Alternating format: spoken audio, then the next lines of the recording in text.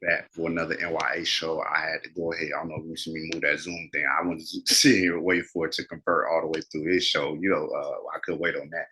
If it pop up on the screen, we'll move it out of the way. But we got to keep rolling, baby, because like I said, it's taking so long to convert as if I was sitting here giving a speech. You know what I'm saying? When I really was only just chopping it up with my people for a couple of minutes. You know what I'm saying? But like I said, be sure to check out my previous stories from the week, which is Usher, baby.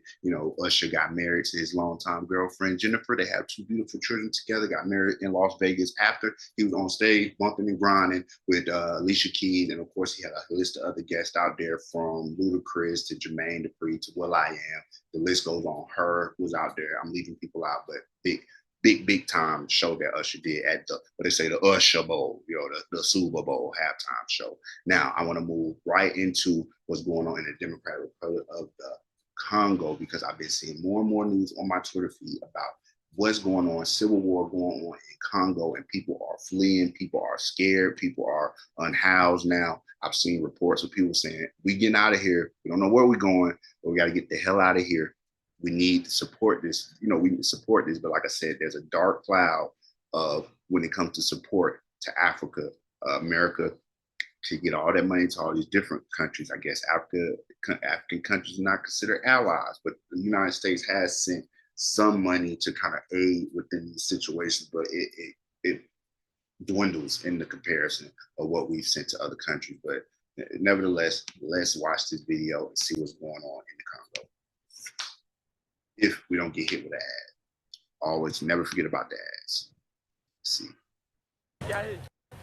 Thousands of people are fleeing their homes in the towns and villages surrounding Goma as clashes between the Congolese army and M23 rebels escalate, seeking refuge in the bustling city, where the conflict has also reached unsettling proportions. Goma, the largest town in the region and home to a significant Congolese army presence, has become the focal point of this mass exodus. We were going into the field to cultivate, and when we arrived at the Kimoka military barrier, we saw soldiers fleeing with their weapons.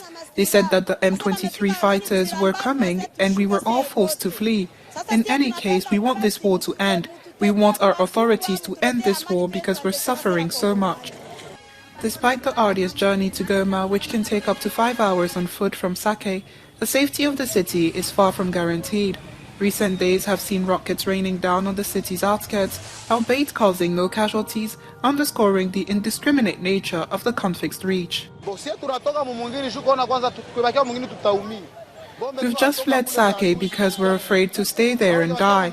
Bombs are being dropped in the city, so we have to flee because there's a risk of dying there. We're fleeing, but we don't know where we're going to live.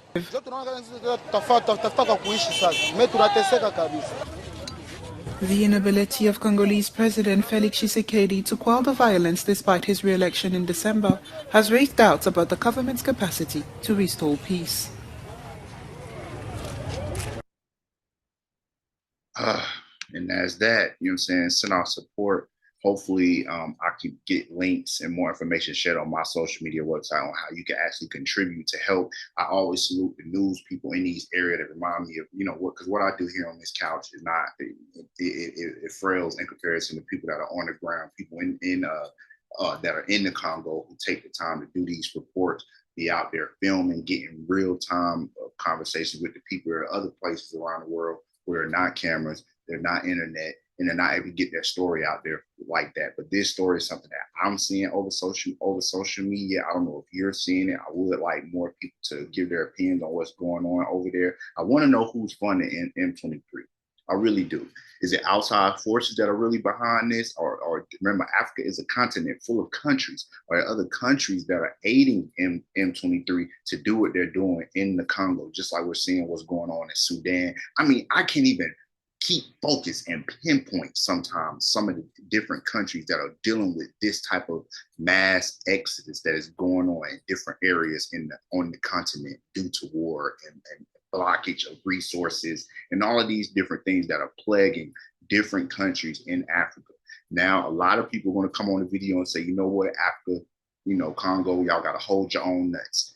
the African countries and leaders are the ones that are leading y'all in such a terrible way. They need to figure out a way to solve this. But there are other people that say, well, we don't say that to other people across the world. We let them use our money and fight and kill and never come to no type of resolve. Just give them money and be like, y'all do y'all thing. No check and balances. No, hey, y'all need to end this shit by April. The war in Ukraine has been going on for 3 years. I just seen a report that 3 years, y'all, and we still funding it or asking for funding for it, but nobody's asking. So when Russia, when are y'all going to come to the table? Even though Putin acts as if he doesn't want to come to the table, what are we going to do to get to the point that we don't have to keep funding this because we're trillions of dollars in debt?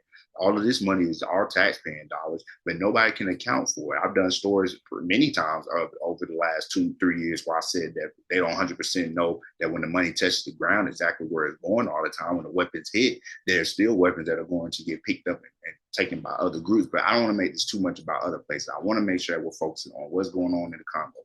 Thousands of people are fleeing because they are scared. They're leaving their homes. They do not know how this is going to end. M23 is being funded by somebody. There's somebody that's funding M23. They're saying Rwanda. I've heard them say Rwanda. I've heard Rwanda brought up before as being a funder. President Felixtshisekedi needs to put his foot down and get on some phones, cashing in whatever that you can to other countries to help y'all. I just seen another video where they're burning American flags, the French embassy, that they're mad at outside Westerners, saying that us, our leaders, people that are our leaders are in the background of what's going on in this region. So I do want to do more on this. Maybe I'll do a more full show so we can really talk into it and go into depth about it. I was going to do the dozens of people who lost their life in these two boats colliding in the Congo River, but it's just, it's just too much. It's just too much, y'all. Like I said, I would like to know who is behind this and what are people going to do to actually bring it to a stop. Too many children that we saw in this video, just along with grown people. Like I said, we deal with a lot of things over here in our country, but one thing that we don't, let me see all this stuff popping up on now.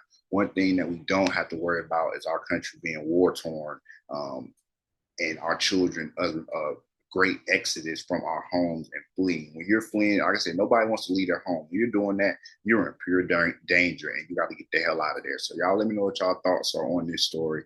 It's the N.y.a show. Congo is bleeding and nobody seems to care. Talk to you next time.